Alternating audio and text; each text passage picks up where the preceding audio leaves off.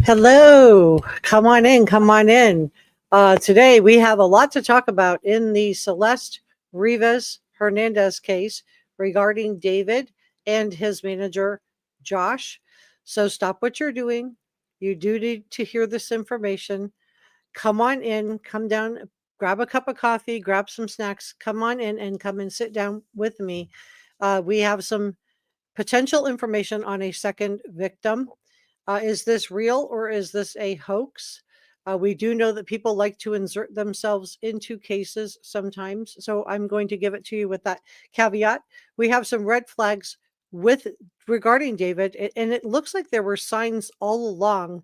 We're also going to talk about how David would have violated Celeste's boundaries, how he lured her into his web, and the real reason that David left behind items at the mansion. And can David's lyrics, if he is indicted, when he is indicted, allegedly, in my opinion, can David's lyrics and videos be used against him in the trial? I did some research on that. So come on in. If you're just joining me in the top chat, tell me where you are from. We have a lot of stuff to talk about. So please consider subscribing. It's free and it helps me out.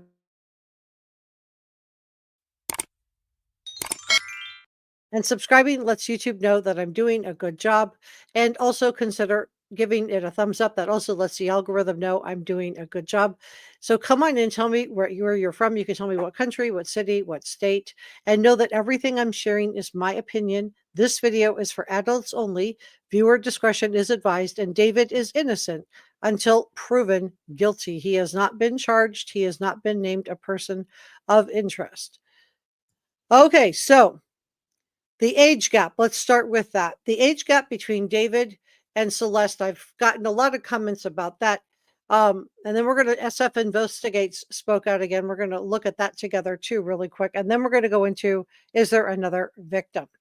So somebody else has come forward. We're going to deep dive into that together also. So let's start with the age gap that I'm getting a lot in the thing, which is that, he was a kid too. Listen, when David was 20, Celeste was 14. She was 14 when she was put in the trunk of that car because she didn't turn 15 until September 7th. And she was found on September 8th, and law enforcement has told us she was in the trunk of David's Tesla for weeks, plural weeks. So she was only 14 when she went in the car. So 20 and 14. And then we have,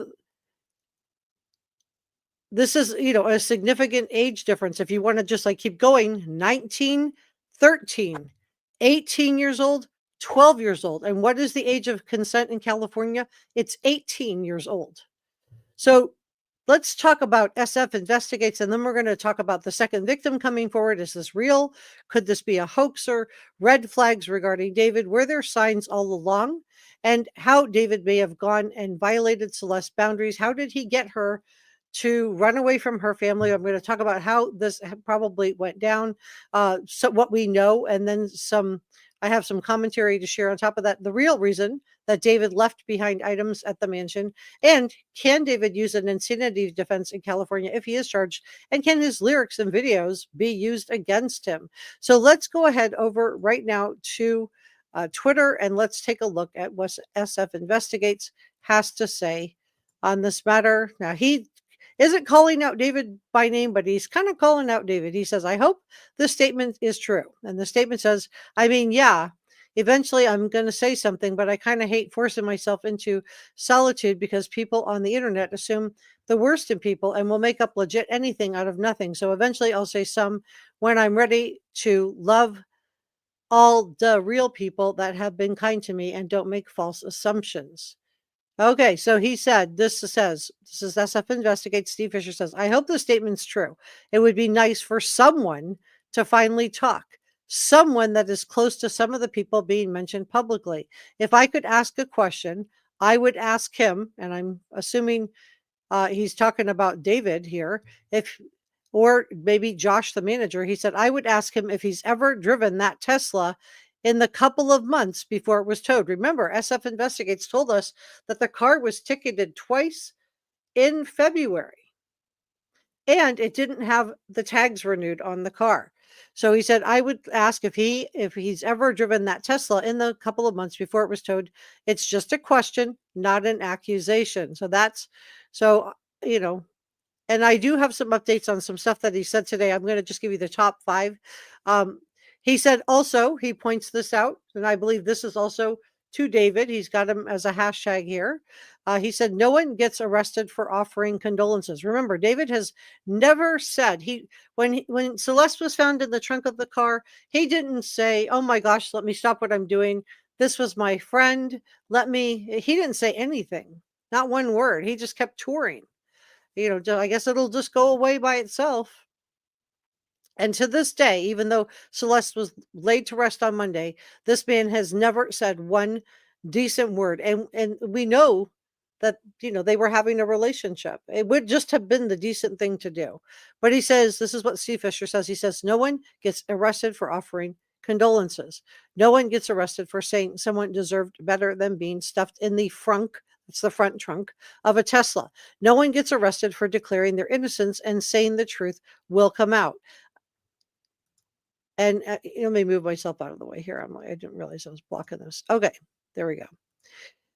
An innocent person doesn't burn their entire skyrocketing music career to the ground with zero chance of a comeback over something they didn't do because a lawyer told them to stay silent. And he also talked about this on another content creator's live stream that, if he were David, he knows probably the lawyer is advising him to stay silent. But he said if he was innocent, he would still want to defend himself and at least have some words of condolences for Celeste. But he says, quote, I don't care how powerful your lawyers are or how many times they remind you to stay silent. Innocent people don't act like this. So what I think he's specifically referencing is the fact that David has said nothing, not one single word of kindness about Celeste or her family, or that he's, so this is tragic, not one word. So, it does seem like he lawyered up, and it does seem like he's not acting innocent. He goes on, and he's really calling David out. He says, an innocent man doesn't sit back and let the world determine his legacy as the guy who did horrible things to a underage minor and then left her for months, you guys, in the front trunk of a Tesla, unless he can't say he didn't. Boom. So he even put a comment here coming out and saying I'm innocent doesn't admit that because Rebecca was concerned that he would have to admit to a relationship with a minor. Coming out and saying please wait for the truth to come out doesn't admit that. Staying silent admits all in my mind. I know not in the eye of the law, but maybe this shouldn't be about winning the case, but about accountability. So I thought that was really powerful. I mean, he is just absolutely calling him out in every way possible. So he did appear on another content creator's live stream. Her name is Lauren Conlin. I'm not going to play her live stream. I don't know how she is about sharing it, but I did want to give you the five top takeaways, you guys. The 5 top takeaways. Try to say that 3 times fast. And it's Pop Crime TV with Lauren Conlin. So number 1, Steve said he's working this case, but he wouldn't say who he was representing. So I don't know who he's representing. 2, he confirms that David did not ever report this Tesla as being stolen. 3, when Celeste was found in the Tesla, David did not stop playing his tour. And to this day, he didn't stop playing this tour till they pulled the rug out from under him. He was just continuing on. To this day, he's offered no condolences for Celeste Rivas Hernandez. And we're doing purple hearts. Please, in the chat, consider adding a purple heart emoji or in the comment section below. 4, he believes the LAPD is horrible about prosecuting cases involving minors. This is why we have to come together and we have to work together as a true crime community to make sure that this case stays front and center and that this case is prosecuted. 5, he doesn't know where Celeste's phone is. I don't even know for sure if Celeste had a phone. I mean, think about it. She, was running away, coming back, running away, coming back. Is it possible, that she did not have a phone? I mean, she was, 13 and 14. Not all 13 and 14-year-olds do have a phone. So now let's talk about, is there another victim coming forward? Okay, so I'm going to give this with a caveat that I don't know if this is a hoaxer or not. I don't know if this is a hoaxer coming forward to insert themselves into the case, but this is what's being reported. And my sourcing on this is the Express Tribune. There is reportedly in the 2023 chats another underage girl surfaces online, and we're going to go through the chats together. So come on in, tell me where you're from. Singer-songwriter David is facing a new, fresh controversy after. Let me make sure I'm not blocking your view of it. I am. Let me move myself over here. Okay, is facing new controversy after leaked messages from a 2023, and I have the messages here, surfaced online reportedly showing conversations between David and an underage girl. Now, the screenshots circulating from Reddit, X, and fan forums appear to depict private exchanges where David expresses care, urges openness, and suggests their relationship would need to be a secret, need to remain a secret. Of course, right? That's what we know that's probably what the Shhh tattoo was, right? That Celeste had and David had. That Shhh tattoo was their agreement to keep it a secret. So in my opinion, David was approaching multiple potential victims, and Celeste was just the one that he got to come into his net. The authenticity of these alleged messages have not, I repeat, have not been confirmed by the LAPD or any law enforcement, and no official source has verified their validity. So I just want to give you that with that caveat. So this is what it says. This is reportedly, allegedly from David D4VD. Hola. Okay, so I've been up all night thinking logically about you, work, life, relationships, and realize something that you'd agree with if you'd see it the way I do, straight from my heart. This is from 2022. I really, really, really love you, but I've been checking my schedule for the rest of this year and next year, and I'm barely in Texas. I believe long distance relationships work under the right conditions, like you being able to travel with me, etc., but you are still in school. And with that also being said, I don't like hiding anything from anyone. I would love to have a public relationship with someone, but the way this is going, we have to be secret or something. Of course they do. I want you to be happy, but you have so much left to do in these last 2 years of high school. So she's still in high school. So she's 15 or 16. I've heard was 15, going on 16. But remember, the age of consent in California is 18. I'll have to check what the age of consent in Texas is. He says, anyone, I would love to have a public relationship with somebody, but the way this is going, we have to be secret or something. I want you to be happy, but you still have so much left to do in these last 2 years of high school, and it may change your view on it entirely. And I would gladly wait for you if we are both in the right headspace when that time comes. I want to still be here for you, though, at talk like we did before. It got complicated, laughing my off. I love and care about you and need to make sure you're not alone. We are still interlinked. Remember, we talked about red string theory and that this was one of David's things. And I think this was probably something he used on Celeste, too, that they were linked. They were interlinked through the red string theory, which is that this person is your soulmate. But here he is saying it to a completely different person, allegedly. Please express yourself thoroughly. Please, no Oki or KK. I want to know everything going through your head. So this is from Inglesi, a new girl that D4VD had dated in 2023 while she was underage, has got in touch with me, and she has multiple screenshots of everything that happened between them.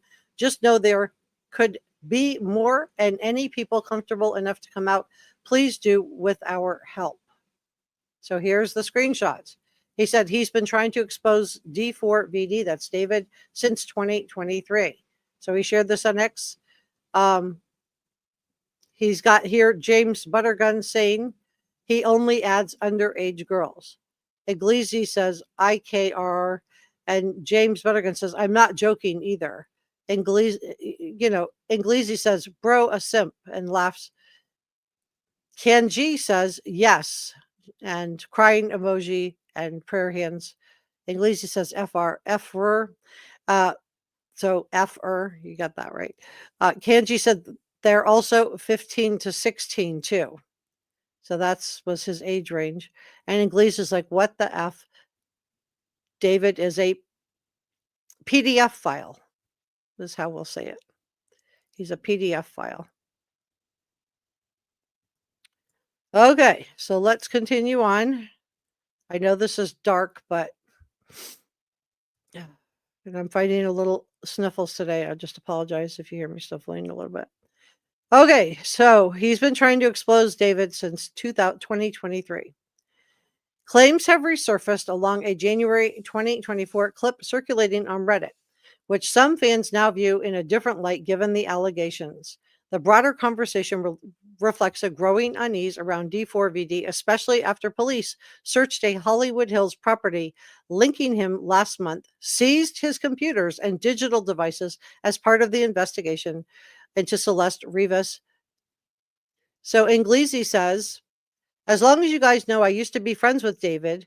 We did songs together. We were often associated with each other. I just want to say that from this day on, I will no longer associate myself with him and had no idea all of the disgusting things he was doing. So this is Hoodie Bear says the D4VD I knew would be disappointed in this D4VD. And he's got a hashtag that says, I thought the David you knew was a PDF file. Robin says, damn, so he knew the whole time, covered it up, and now is only exposing it for clout. Inglesi said, no. Rumors were shut down by David himself, and the victims didn't come forward after. However, I believe this is the perfect time to bring this to light. I agree. I don't think we should be shaming people for coming forward. I think we should encourage people to come forward and come out with this. So despite the mounting speculation, no charges have been filed against David, they have him listed here as 19 years old, but he's actually 20 years old. Reports indicate that David has retained a high profile criminal lawyer. We know this is true. Blair Burke. Now she represented, for those of you that weren't with me for the last live stream, she represented Harvey Weinstein and Prince Andrew. And I think that's significant. Who he picked and the fact that this is what she represented. She is a criminal defense attorney. He and his team remain silent on both the Celeste Rivas case and the latest alleged victim. So no comment from David on this, no denial. He could put out something. So fans remain divided, some urging caution until authorities verify the evidence, while others argue that the repeated allegations cannot be ignored. And I just want to say that, one of the biggest problems in our society is that we don't believe girls, we don't believe boys who are victims in cases like this, right? Until something horrible has happened to them, till they're no longer with us, right? Isn't that true? I mean, think about all the boys that tried to come forward, when the whole thing, I want to watch my words, but with the church, right? They were trying to come forward and how many times a female or a girl has come forward to try to say something that, our society just doesn't believe them until something egregious has gone wrong.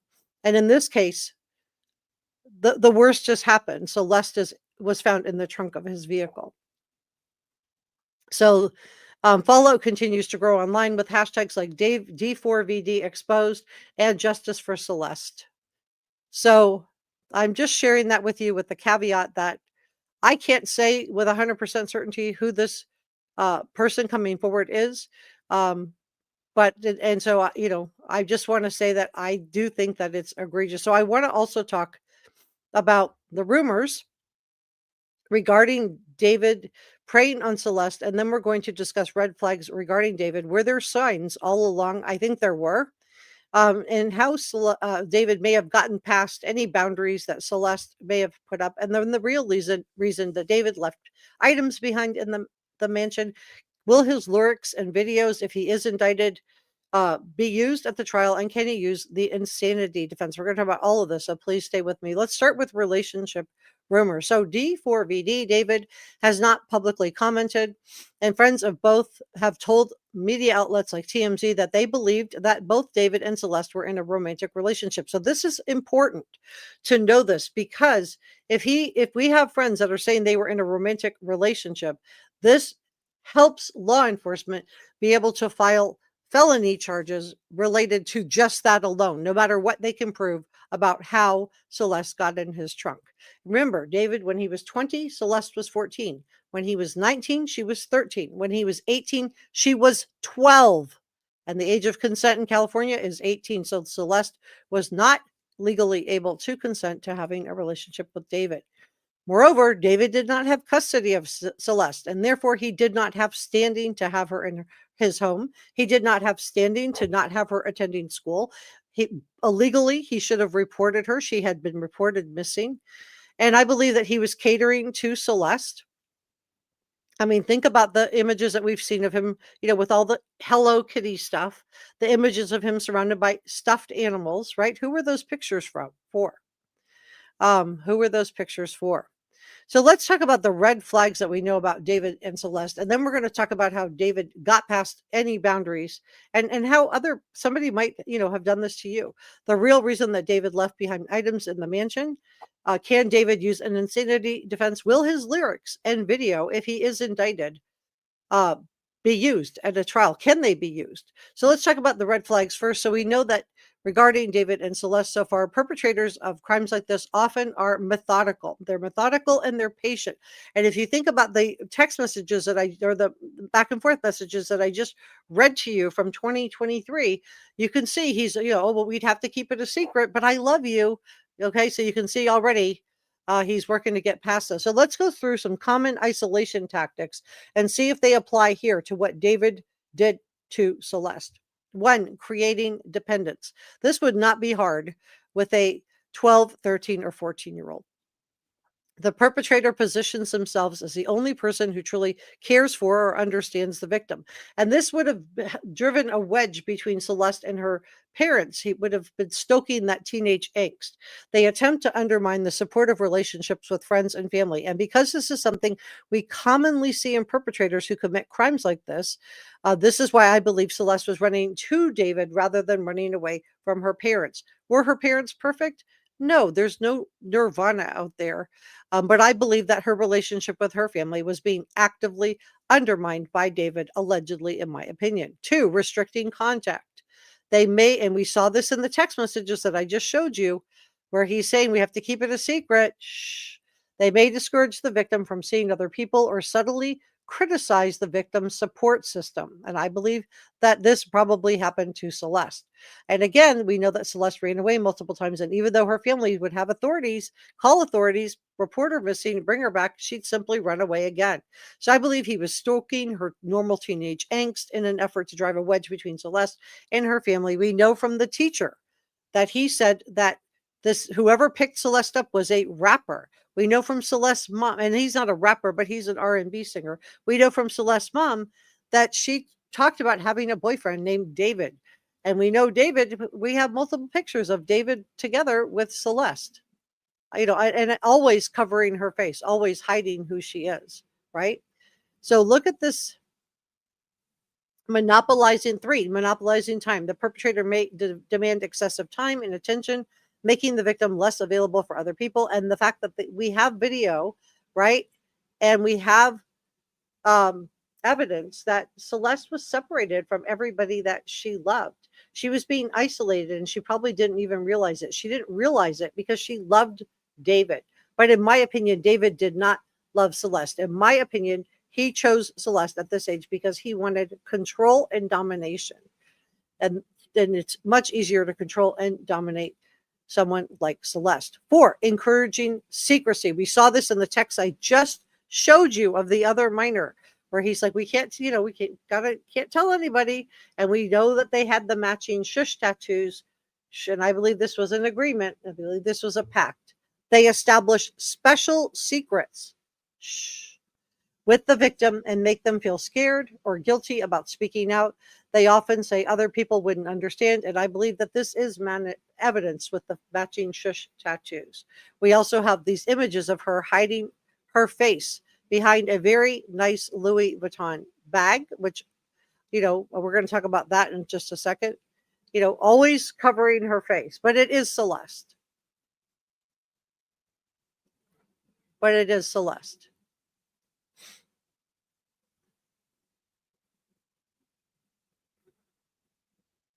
I mean, this guy is dark.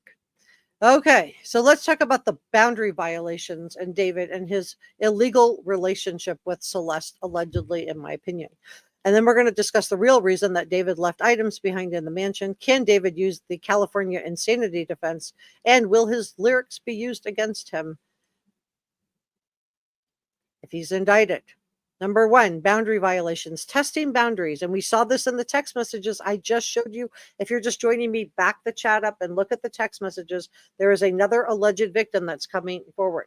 Testing boundaries. The perpetrator will gradually push limits to see how the victim reacts, starting with small, seemingly innocent actions. Two, inappropriate conversations. They will introduce age inappropriate or overly personal topics, such as their intimate relationships, their intimate experiences. This is all to desensitize the victim. Three, excessive physical contact. What starts as innocent touching and hugs and back pats will escalate into more, all under the guise of being affectionate or playful. Four, ignoring rules and policies. A predator might disregard established rules and policies. And in this case, he was violating the law because Celeste was missing. She was missing. And he was harboring her at her house. And so this gave him, in my opinion, lots of access, one-on-one access. So let's talk about David's manipulative behavior towards Celeste. And then we're going to talk about the real reason that David left items behind at the mansion, the insanity defense, and we're going to talk about those lyrics and the videos. Can those come in if he is indicted? So let's start with the manipulative behavior. One is love bombing and excessive flattery, showering the victim with compliments, special attention. And you saw that in the text messages I just showed you, right? He loves her. He told her he loves her. He'll be there for her no matter what. Number two, unexplained gifts. And look at this purse. There's no way that a runaway would be able to afford a Louis Vuitton bag. That is, I believe, a Louis Vuitton bag. Giving gifts like money, clothes, electronics, privileges without a clear reason can make the victim feel indebted. So, I don't know for sure if David gave this to her or not, but I don't see how a missing 13, 14-year-old could buy a bag like this for herself. Number three, role reversal, relying on the victim for emotional support or comfort and making the victim feel responsible for the perpetrator's feelings. I'll be so lonely without you. And again, didn't we just see that in the text messages I just showed you?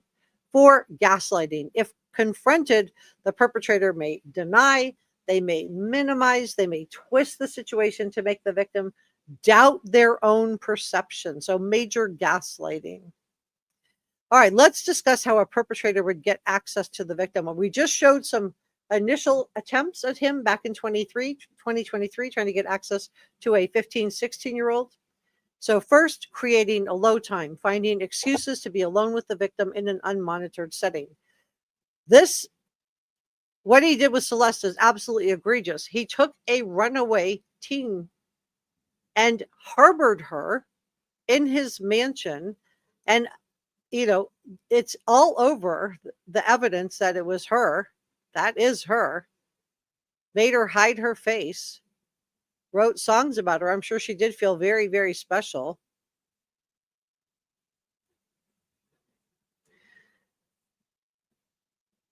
Second, charming others. Predators will go to great lengths to build a good reputation and gain the trust of the victim's families, friends, or community members. Why do they do this? It's to lower suspicion. So is this what we're seeing in some of those Discord conversations? Was David trying to build a community of minors with some of the comments that he was making? So let's talk about how David managed to lure Celeste away from her family into his web of predatory behaviors. And then we're going to talk about the real reason he left items behind at the mansion? Can he use the insanity defense? And most importantly, can his lyrics and videos be used in a California courtroom? So please stay with me. So, how did he ingratiate himself? Well, perpetrators begin by meeting, this is alleged, he is innocent until proven guilty. They begin by meeting the child's needs. So they will tell their target they will do anything for them that they need. Remember in the text message I just showed you, what did he say? I'll still be here for you. We'll still talk no matter what you decide. So it could be a computer tablet, it could be a cell phone, it could be a pocketbook, right? The Louis Vuitton bag. But they'll make themselves available to the target to gain their trust, but also to make sure that their target is dependent on them. And in my opinion, I think that Celeste would have been very dependent on David. She was a runaway teenager and she thought she loved him. So it sounds like David was very eager to be around younger people. His music was definitely catering to a younger audience. He surrounded himself with the Hello Kitty items and the stuffed animals that I've showed you. And I just wonder if he had a lot of kid games in his mansion too, because this would be another way to try to lure young people into his house. And many of us would not be surprised if once this case is over, if the friends and neighbors say that they knew that something was off about David the whole time. We were now finding out from people that were in Discord with them, or people that saw things happen, like the guy I just showed you that had red flags in 2023, but until Celeste was found in the trunk, didn't quite know what to do with that. So just believing something isn't the same as being able to prove it. So we did see people in the comment section calling out David for his posts. I mean, we did see that, right? And I just showed you some more, but these are the ones I showed you the other day. Are you happily married or single? This is David talking about what he's into. Here's him looking for Celeste in 2022 when she was, what, 11, 12? And then he doesn't like girls his own age.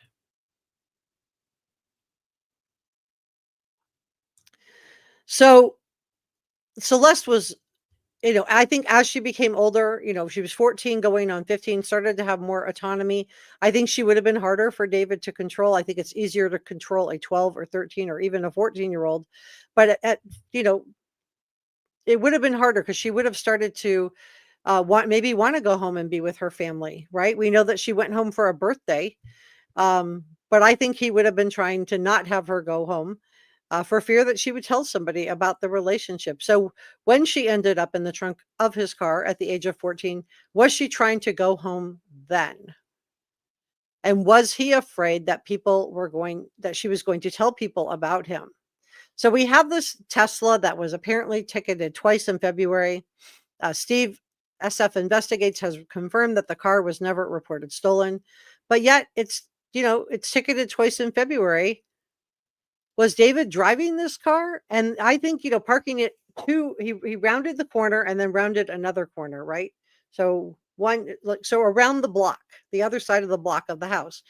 I think it was parked there so that nobody from the house would be tempted to open the car, look in the car, see the car. They wouldn't know for sure that it was his car parked, on the other side of the block. So if you're looking at a square like this, his house was down here and the car was up here. So 2 corners you had to turn to find the Tesla. So I think Celeste was she selected because she was a vulnerable target? I think so. For months before she was found in the trunk, her life began to spiral. She disappeared multiple times throughout 2024, and police officers were called to her family's home repeatedly. Now, people are making a big deal out of that. They made 11 visits in a single year. Well, yeah, 3 of those visits were for the knock-knock game that we saw her arguing with the neighbors on, and the other ones were because her parents were reporting her as missing and run away, right? So the statistic is really scary when you think about how, and then people are like, well, I wonder why her family won't come forward, because no one believes victims until something absolutely horrible happens, right? Till something absolutely horrible happens. So her story is not just about tragedy. It's not just about David. It's about a systemic neglect and how repeated calls by family members often go unanswered, about how minors, when this happens to them, are not believed. They're told they're doing this for clout. Even the guy who was an adult who was bringing forward the text now was accused of doing it for clout now. Oh, you're just doing that for clout now. So the timeline of Celeste's disappearance, it does paint a chilling picture of missed opportunities. Every police report, every welfare check, every return from home was a moment where an intervention could have changed the course of Celeste's life. But despite all of these signs and symptoms, despite her being found 70 miles away from her home, nothing happened. So now, as investigators piece together how Celeste ended up in the front trunk of David's Tesla, parked on a Los Angeles street, the story of Celeste Rivas Hernandez, please say her name, put up purple hearts. This is a wake-up call. This is a wake-up call for how fragile life is and how we do not listen to victims. We need to start listening, especially if they are minors.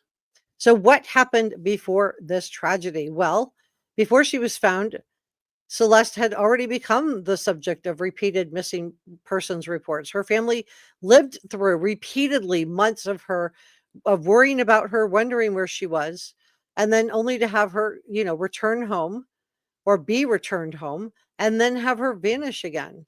And relatives described Celeste as quiet, creative, but an emotional girl. Of course, she's in her teens. But then behind her gentle nature was a growing restlessness that often pulled her away from home. And I think this growing restlessness that Celeste was feeling, was being stoked and fueled by the perpetrator in this case. Her repeated absences became a painful pattern. I mean, even her teacher said that, she said it was a rapper. And now David isn't a rapper, but he's a singer. He's a musician. What are the odds? Her mother said her boyfriend's name was David. So her repeated absences became a really painful pattern. I know people want to hear from her family. Remember, they just had the funeral on Monday. They just got Celeste back. Let's just give them a minute. Okay. Just give them a second because they reported her missing. I can't even imagine how helpless and hopeless they must be feeling when the perpetrator or the person they believe probably perpetrated this hasn't even been indicted with anything. They have to be wondering, is anybody going to stand up for my daughter this time? Because we reported her missing so many times. And nobody cared. And SF Investigates said when he was doing the interview on the other content creators channel today, Pop Crime TV, I think it's called, said that, he didn't even find her easily in the missing persons. He had to go looking for Celeste. So Celeste's family filed 3 different missing person reports in 2024 alone. I don't know what else people want them to do. The first was in February, the second one was in March, the third was in early April, and each time she left, the search just got more and more desperate. During one disappearance, she was reportedly found miles away after several days of uncertainty. Another time, we have her, the security footage showing her leaving home early in the morning, dressed casually as if heading somewhere familiar. But she never told anyone in the family where she was going. Her relatives described her as emotionally fragile, caught between adolescence and adulthood. She was struggling to find stability. Her mother said that Celeste wanted independence, but still needed guidance and protection. Of course she did, yes.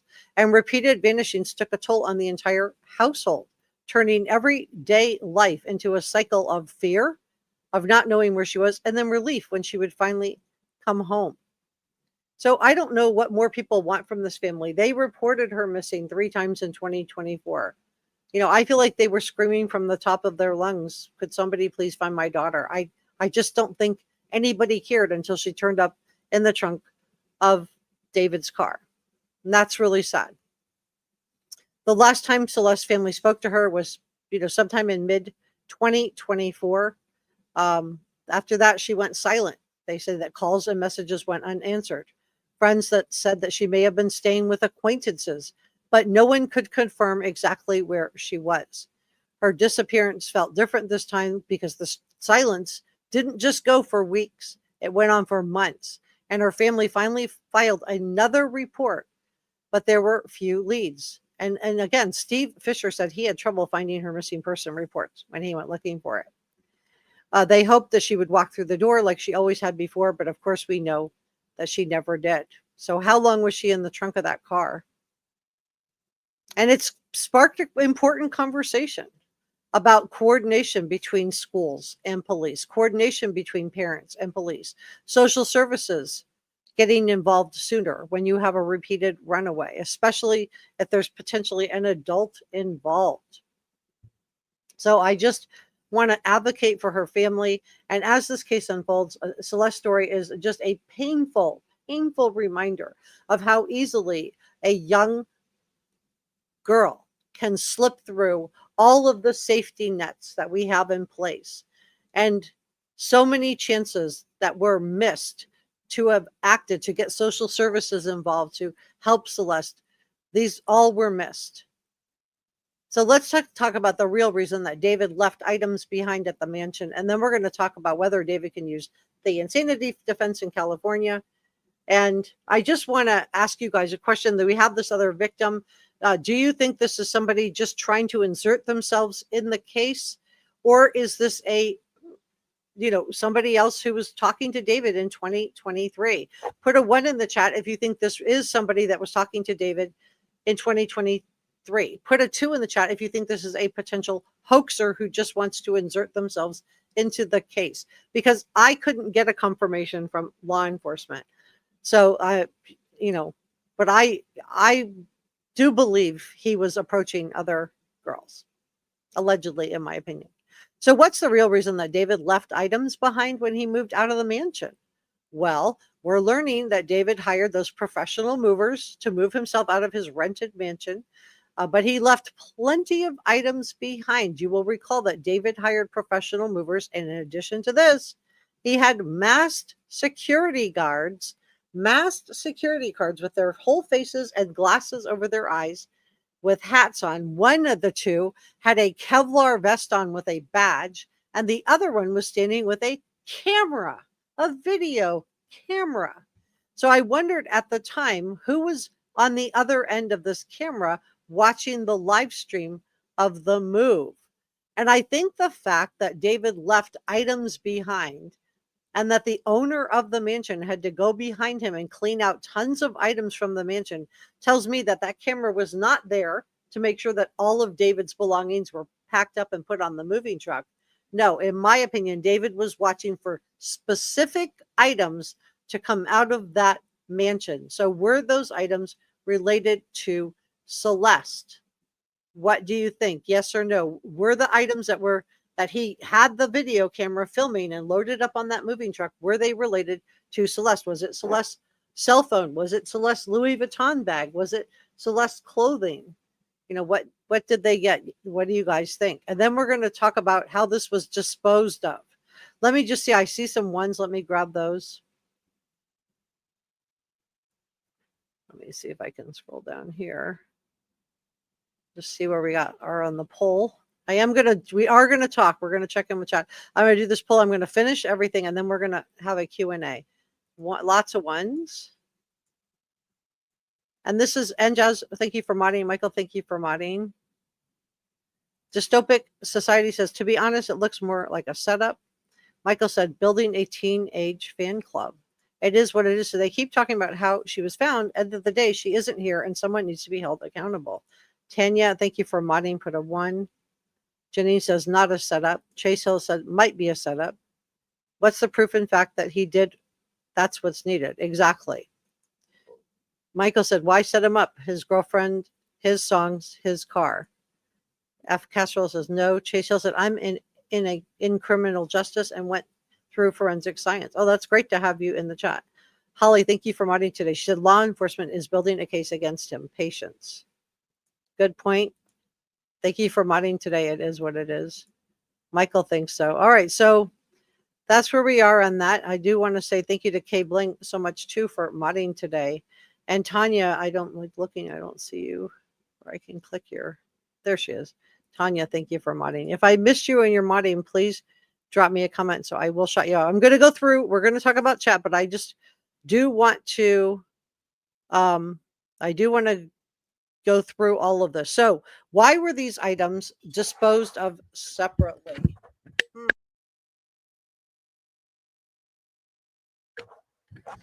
We learned that SF Investigate said that the Tesla was ticketed back in 2025 twice, right? And we also learned that it was ticketed in the location where it was ultimately found. Is that where it was or not? Was it somewhere else that it was ticketed with Celeste in the trunk? We also learned that David never renewed the tags on his Tesla. So his beautiful, expensive Tesla had expired tags and was parked around the block from where he lived with Celeste in the trunk. So he had to know that his car was not being driven during this time. He had to know that his date for his tag renewal came and went. He had to know he got tickets. So, to me, this just adds more fuel to the fire. Why did he park his Tesla around the corner from his home when he had multiple garages? So, in my opinion, speculation alert here, he didn't want anyone else to access the Tesla or drive that Tesla. He could not afford to have somebody else in the car. So he moved it and it just became out of sight, out of mind. And perhaps, he was a 20-year-old. He had a lot of money, a lot of fame, but not a lot of life experience. So he's not, a criminal mastermind.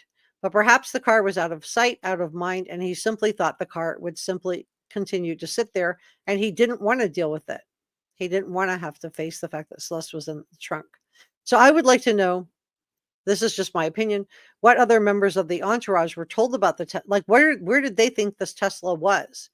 He had this black Tesla and all of a sudden it's parked on the other side of the block. So did they not realize that the car was there? Did David say he got rid of the car? And I think that's going to be really critical too. What did he claim happened to the Tesla? So let's talk about whether or not David can use the California insanity defense. Yes, they have an insanity defense. And then we're going to talk about who had control of the mansion's security cameras and can his songs or lyrics be used? Okay.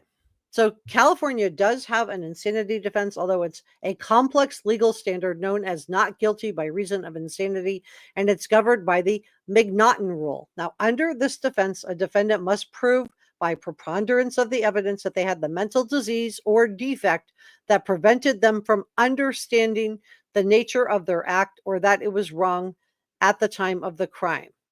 So I don't think this is going to apply to David. Spoiler alert. But McNaughton rule, California does follow this, which focuses on whether the defendant knew the nature of their act was right or wrong due to mental disease or defect. And I think the fact that this Tesla was parked on the other side of the block tells me that, he knew it was wrong. The fact that he ran to hire an attorney instead of expressing condolences for Celeste tells me he knew it was wrong, allegedly, in my opinion. Burden of proof. The defendant bears the burden of proof of proving insanity. Prosecution does not have to do his job for him. So they will have to show that he was legally insane at the time of the crime. He can do this by pleading not guilty or not guilty by reason of insanity, or by admitting to the crime and saying not guilty by reason of insanity. Normally, the defendant would be committed to state hospital for treatment, and that this would, if he's found not guilty by reason of insanity, doesn't mean he gets a get out of jail free card. So what qualifies in an insanity defense in California? Schizophrenia, bipolar disorder with psychotic features. Not most people who are bipolar don't have hallucinations and psychosis, but some people do. Limitations, but not a limited capacity defense. California got rid of the limited diminished capacity defense, meaning that evidence of mental illness cannot be used to negate the ability to form criminal intent. So we can't say, well, I couldn't form criminal intent, Your Honor, because I have, OCD, Okay, so who had control of the security cameras? Was it David, or was it manager Josh Marshall, or was it somebody in the entourage that had control over the cameras?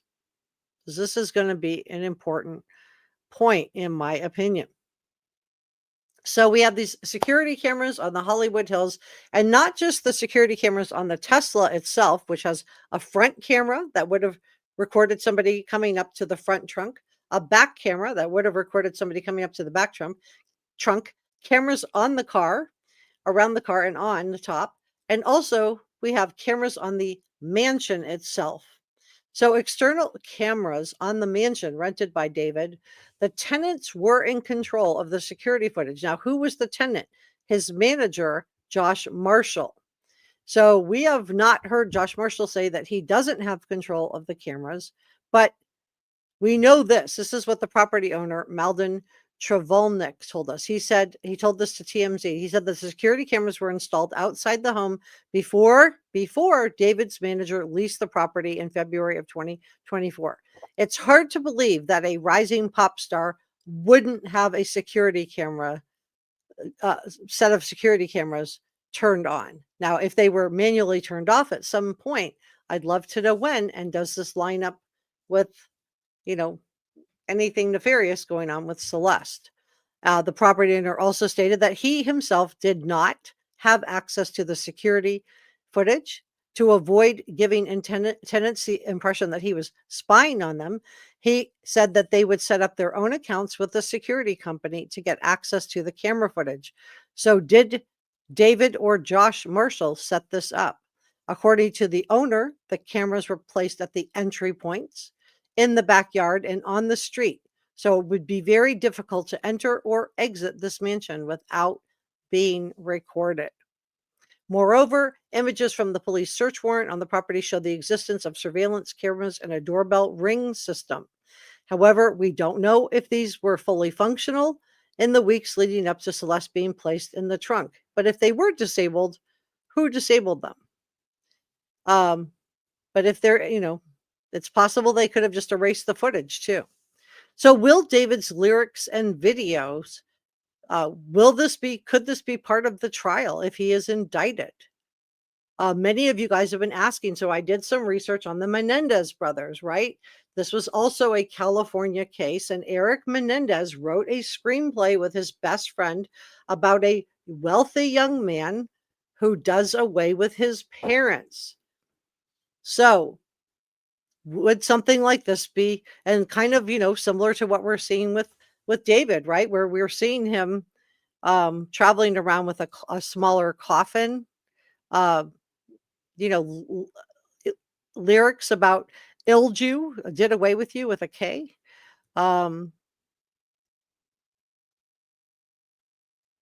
Telling us he loves video gore. I'll let you ruin your own Google reputation with that one if you want to research that. Selling these custom Atami. Atami was his alter ego, right? His that, shirts. That's the mansion. I mean, he was selling those shirts to kids. So, they were dragging somebody by the heels to put them in the trunk of the car in the video. We saw the leaked lyrics about Celeste. Okay, so can these be admitted at trial? Well, during the Menendez trial, Judge Weisberg ruled that the screenplay could not be presented to the jury. And I thought, oh no. But then he stated that's because the script had two authors, not one. Remember, Eric Menendez wrote this with his best friend in high school. He didn't write it by himself. So its value as evidence reflected Eric's individual mental state was diminished for this screenplay that he wrote with his best friend because he wrote it with somebody else. So they couldn't say with 100% certainty that the screenplay about doing away with parents came from Eric. But is David the sole writer of his own lyrics to his music?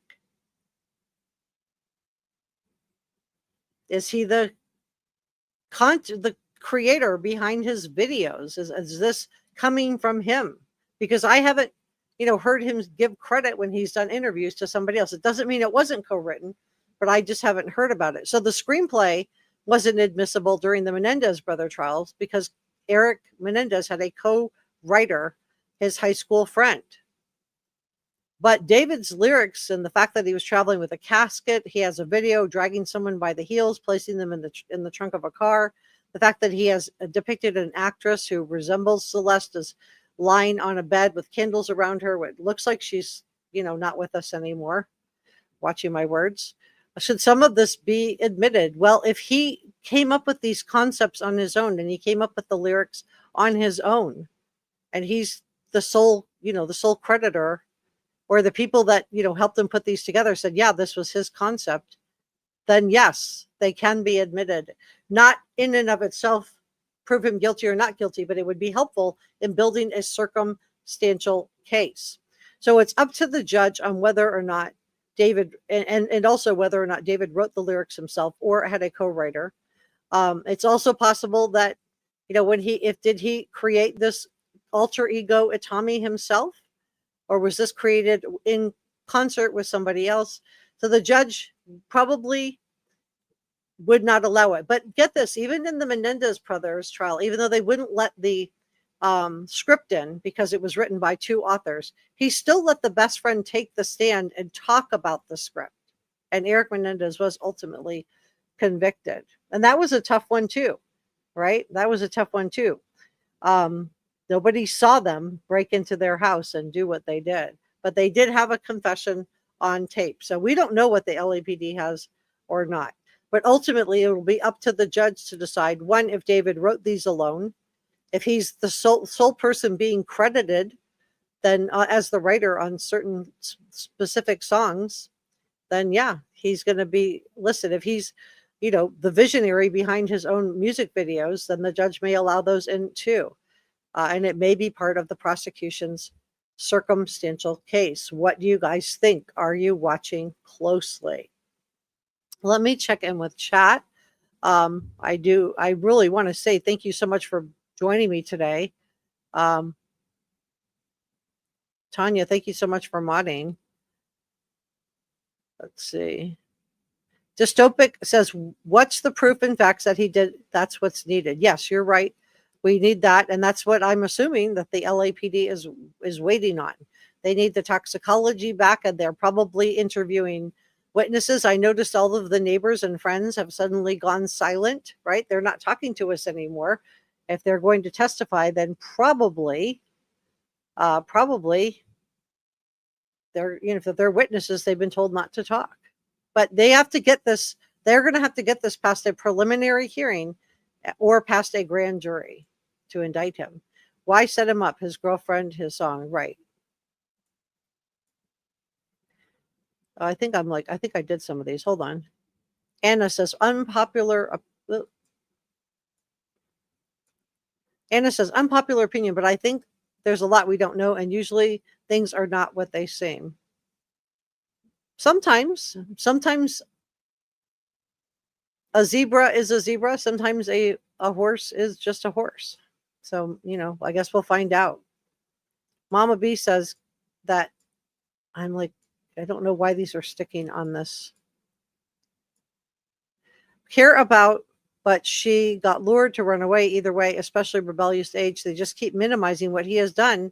And now she's gone and she's called a runaway on the news. It's just awful. Yeah, it is. And, this is the only type of crime where they don't call the victim a victim, right? They call them an accuser. Let that sink in. If you're a victim of a crime like this, you're not called the victim. You're called an accuser. We don't do that in any other crimes. He stole my purse. The accuser says, no, it's usually written up as the victim. Mama B says, if I can get her comment to pop up, I think we'll never actually know the full truth. Not the full truth, but we'll know more than we know now. I mean, think about how much we were able to figure out in the Brian Kohlberger case. And I'm going to be talking about that case today too, because that prison video that leaked, they know who did it. So we're going to talk about that today too. We're going to talk about his family. Thank you for modding today, Cabling. Leslie says, I'm sorry, Jessica. I can't get your comment to come up, Leslie. I don't know what the problem is. It's just everything is sticking. Let me retry refreshing. I guess I'm going to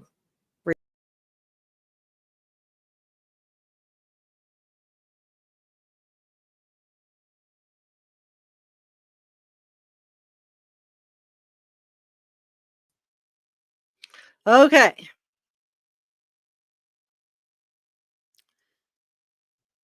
Please don't use the D and the comp word together. I have to delete your comment if I see that. Shay said also the family said that she said her boyfriend's name is David, but what was the last name? Well, we don't know. Yeah, an accuser does sound ridiculous. You're right, Holly. Bernice said if that was my daughter, I'd still be talking, not ju- judging. Well, I think just give them a second. That's, I know people are like, why aren't they talking? Why aren't they talking? We don't know if they're talking behind the scenes to law enforcement or not. We don't know. But I said, they just buried their daughter on Monday. Today's only Thursday. Let's just give them a second. They reported her missing. I mean, they did everything they could that they could probably think of.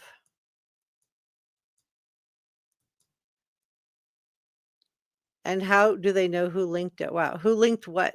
I don't know what. And Josh says, we don't know what they're doing behind the scenes. No, we don't. Chase Hill says the questions are, oh my gosh, how, where, and when. And Holly says, I've seen texts where Celeste responds to David. Yeah, I have one too. Hold on, let me grab it. I just lost it because let me grab it.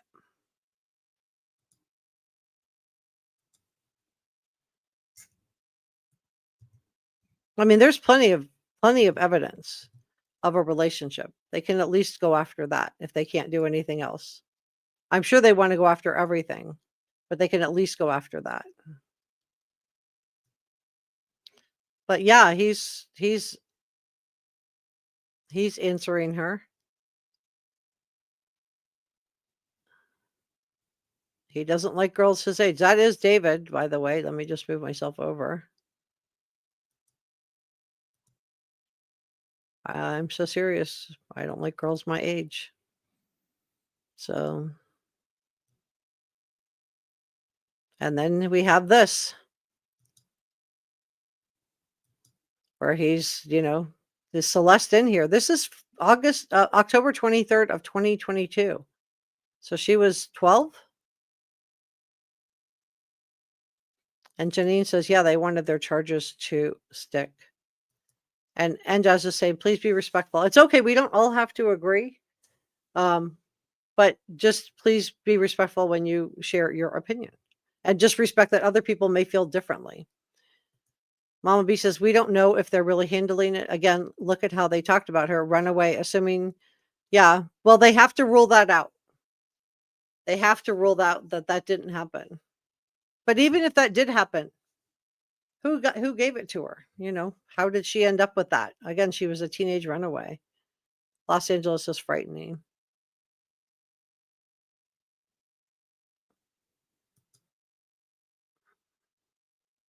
Mama B says, did anyone see the TT on the other Celeste watching a video? You can see the reflection in her glasses.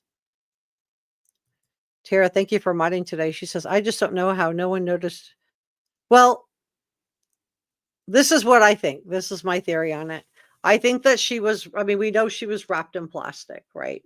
I mean, we know she didn't get in the trunk by herself and wrap herself up in plastic. We know she was wrapped up in plastic. We know somebody put her in the trunk.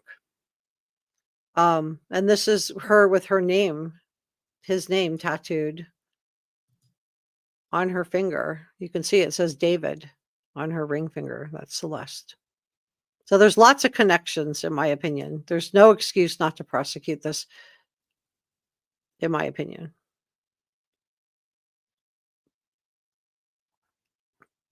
I'm going to put this picture of her. I love this picture of Celeste. So I think that there's plenty of evidence. I don't think there's any reason not to prosecute. And yeah, talk about disrespect for women his own age. Yeah, I don't think he was respectful of women in any way, shape, or form. And I think this is something else that we can, talk about as a community, whether you're a female or a male who loves females. I mean, do you want somebody talking about if they talk to somebody else, while they're chopping meat, that kind of thing? Little veiled threats of, violence, right? It's, it's not a joke. It's not funny. And it's his audience is mostly kids. Bailey says, after Rooks, I think he displayed disturbing proclivities early on, hence removal from other interaction with kids. You're talking about the high school, the middle school? He was removed from school, or was he just taken out to be homeschooled? Just working and listening. Hey, good to see you kicking it with rocks. Yeah, who tattooed a minor? That's where the police should start. Yeah, it's illegal for a minor to have a tattoo, and her parents did not give her permission to tattoo David's name on her. Dystopic said many parents here choose homeschooling over public school. And they were in Texas, so I don't know what their situation was. Hey, Edith. Bailey said, agree, Rooks. I think he showed disturbing proclivities early on, which is why he was removed. Interaction. Well, this is what happened with Brian Koberger, right? The person that removed him from school said when she learned what he was charged with, she even though she couldn't say what it was, because there's kind of like a HIPAA type rule with schools of what they're allowed to say and what they're not allowed to say. But she said even knowing that, that when she saw what he was charged with, she was not surprised.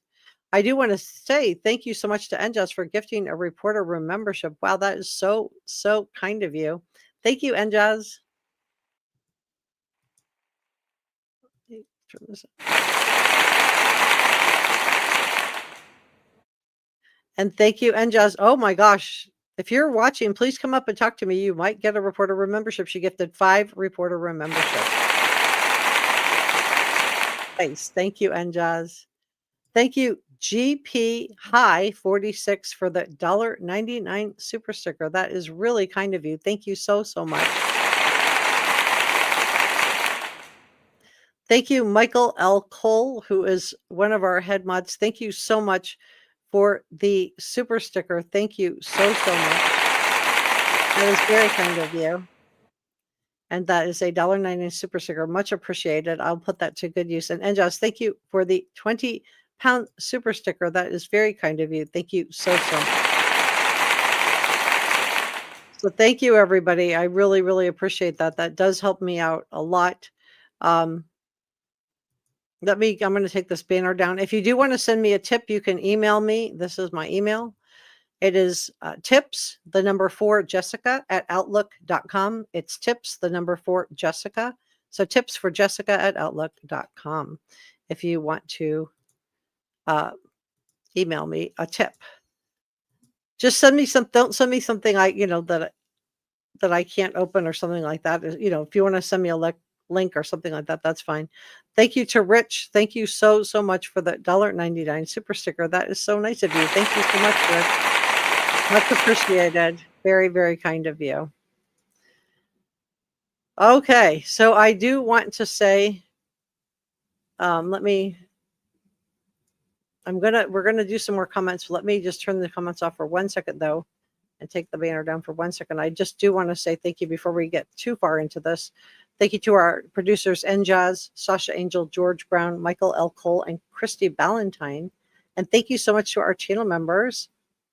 Without you guys, I wouldn't be able to do this. I do think the Menendez brothers is an interesting case comparison because that is a California case, because again, there was no eyewitness to it. And it took police a while before they arrested them. It didn't happen right away. They did have to build their case. And it wasn't until the tapes of that Eric and Menendez were talking to this psychologist, these recorded tapes came to light that they were actually able to indict them. So I'm just, saying that just because somebody isn't being indicted right this second, please don't lose hope or lose faith. Let's just give this a chance to play itself out. And I just wanted, this is for last live stream on for super thanks and coffee, gratitude, and gifted channel memberships. Thank you so much, you guys. That's from the last live stream that we did, not today. So I'll be doing thank yous. If you did a super chat today, I'll be adding you to that live stream. So let's do some more comments. Let me add you back to the stage. Please drop me a comment right now so I can see you pop up. So I know that I do have the comments showing up, because they do show up on my screen here. Can you say hello, somebody? Tell me where you're from. All right, I'll do the test.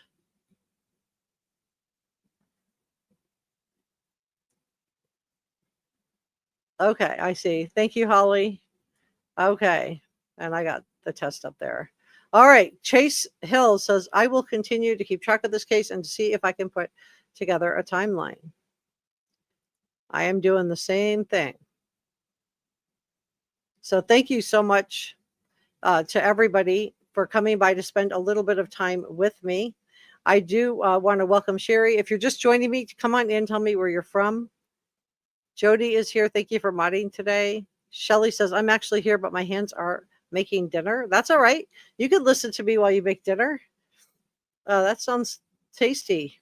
And Jazz, thank you for modding today. Janine, thank you for modding today. Michael, thank you for modding today. Thank you to all our mods. If you're modding, drop me a comment right now and I will shout you out. Sarah says, I'm here from Wilmington, Delaware, and Janine is here from Michigan. Welcome. Great to have Michigan and Delaware represented. Kicking it with the Rooks says Memphis, Tennessee here. Viksha says, bless you too. Oh, Fireblaze. Sorry, my bad. Laura says, hi from the night here in the Netherlands. Oh my goodness, what time is it there? If it's a little past 7 here, 8, 9, 10, 11, 12. Is it like 1, 2 o'clock in the morning where you are, Laura? Dystopic is from Inland Empire, California. So that's where the Emmanuel Harrow case is going down, right? We're following that one too. Cabling, thank you for modding today. Says, unfortunately, Los Angeles, Hollywood, law enforcement is a problem with money, folks. Yeah, we're worried about this too. That's why it's so important to keep beating this drum. This is why we're not going to let Celeste go. We're not going to let this one go. We're just going to keep, that's why we're keep hitting this case. Jody, thank you so much for modding today. She says, hello from Utah. Welcome, Jody. And DM watching from Florida. Welcome, DM, and thank you for modding today. Hi, Royal Sly. Sile, is it Sil? Royal Sil. 1 a.m. Oh my goodness. Hey, Pip Lover. Northern Australia. Wow. So this case, think about this, you guys. This is Australia. And we have Miss K also from Australia. This case is international, guys. We have an international true crime community following this case. So I think that's really good. The great state of Georgia. Georgia. Both cases are. And Jen Defcon Goat Rilla is from Tampa, Florida. Welcome. Fireblaze says, no one brought up the bag in the pool. I would look into it. If you want to send me an email about it, I will look into it too. Yeah, and Michael, who's our head mod with Enja, says, thank you. And please, all civilly expressed opinions are welcome. Yeah, we're not, this is a critical thinkers channel, so we're not going to all agree. Keep It Daily said, did you notice that Inglesi said he was exposing David for other minors, not Celeste? Right, that's what I played at the top. That's what I showed was his, that's what one of the first or second things I showed. If you're just joining me, Keep It 1K Daily, just back up the chat so you can see it. Welcome from England in the UK, Amethyst. Welcome from Hollywood, California. Miss Milwaukee said, been a subscriber, just now commenting. Welcome, Ms. Milwaukee. Thank you for subscribing. David Luna says he's from Florida. Jen Defcon says, lovely host. Amethyst says, thank you to you and Jazz. And Susie says, well, she's from Scotland in the UK. Wow. So this is a lot of people from all over the world following this case. Rich says, Jessica, Hoy, no reason not prosecute. Prosecute what? What evidence do you have? I'm not going to sit here and have an argument with you, Rich. I feel like I'm presenting the information, and this is a critical thinkers channel, which means all opinions are welcome. All opinions are welcome. You don't have to agree with me. What I'm going to do is bring you guys all of the information, and then you will make up your own mind on this. But I am going to keep this story going. I am going to keep advocating for Celeste Rivas Hernandez. Rich is from Honolulu, Hawaii. Mama said, he said he did write his own lyrics. Holly said, what creepy art. Chase said he didn't do all. Hi, mods. And then Miss K is here from South Australia.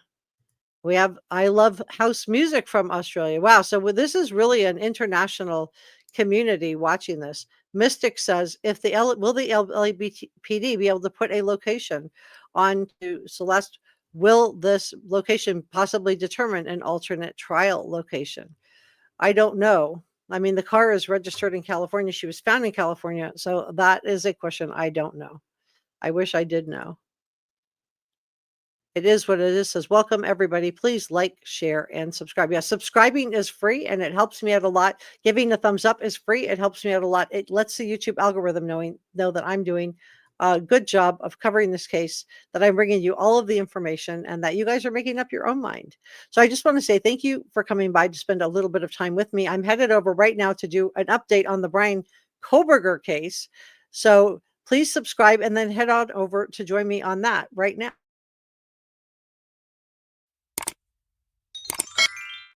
See you next time. Bye.